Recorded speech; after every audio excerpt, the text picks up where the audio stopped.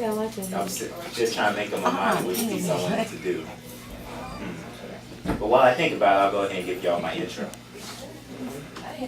I am life within darkness. Light taints the eyes, deceiving to one's souls, but in darkness, only purity arises from the unknown. I'm the future guru of life. Don't know everything now, but wisdom will be shared through my observations and strife.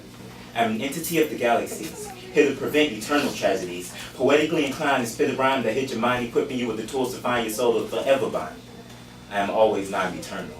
My passion to guide you can be rather paternal, but most importantly, I'm a simple poet in the front to you, selfless by nature but always seeking the truth.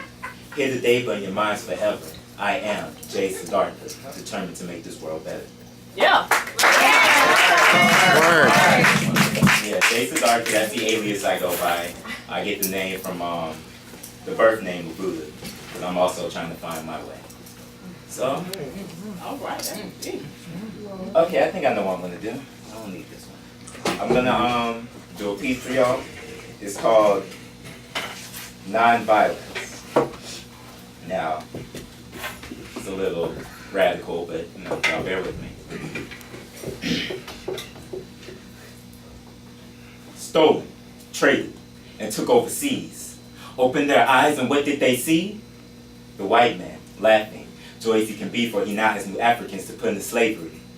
They made my ancestors pick and grow crops. They used whips as discipline. They hear the cracks and feel the pops.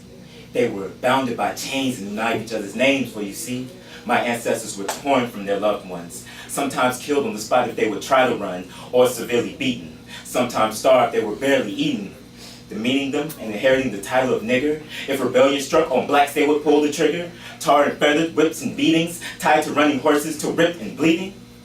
It's like that guy Willie Lynch said, you gotta break the unruly nigga so that the rest can be led. Put the woman against the man and make her independent. Later she'll raise her son to be mentally weak and dependent. Create animosity and pin the lighthouse nigga versus the dark field. Have them go to secret slave meetings as spies and come back to master with all the secrets revealed. The white man being a master of deceit, it would just seem in every situation blacks would taste defeat. And yet, even though the slave era was brutal, we remained silent. Why? Because we are told to be nonviolent. Fast forward several years later after my ancestors were free. The only work my grandparents could get were jobs that involved them scrubbing on their knees. Never could look whites in the eye. If you see one coming, you'd be smart to move to the side. Stand up for yourself and the KKK will come take you away. Loved ones scared to go outside because they know they're going to see you hanging from a tree the next day. The black man hanging emasculated with his dignity stole.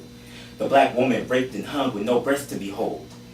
Burned at the stake, tarred and feathered, black staying in the church for hope, trying to stick together. No jobs and getting used goods. Going in the back entrance of the stores is what blacks understood, but the schooling was also hard and there was so much segregation. Blacks knew the truth about this so-called free nation. It was even so bad that they used my people for experimentation. The Tuskegee Airmen fought for our nation and was still did wrong. I wonder if their family got their proper reparations.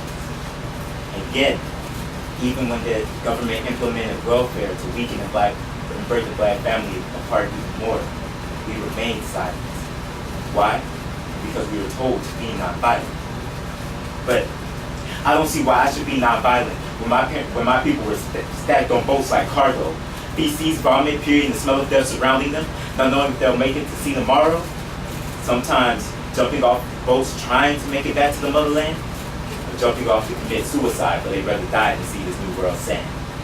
I don't see why I should be nonviolent when my people were bought, sold, traded, and treated like animals. Such innovative and great minds, the mean of doing work of cattle.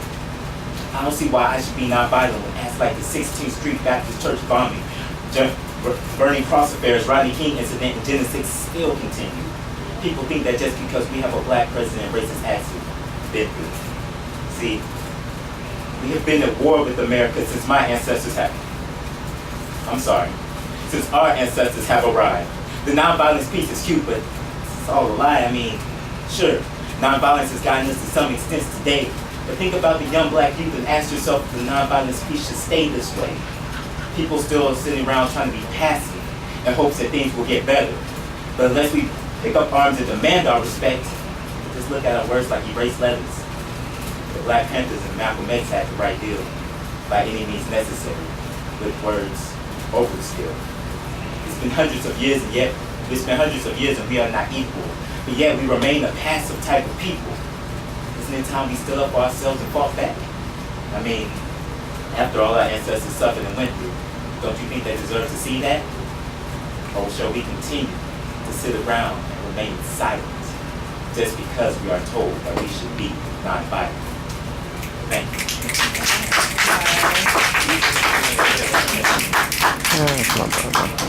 Yeah. Give it up for EJ once again. Yeah. That's what's up.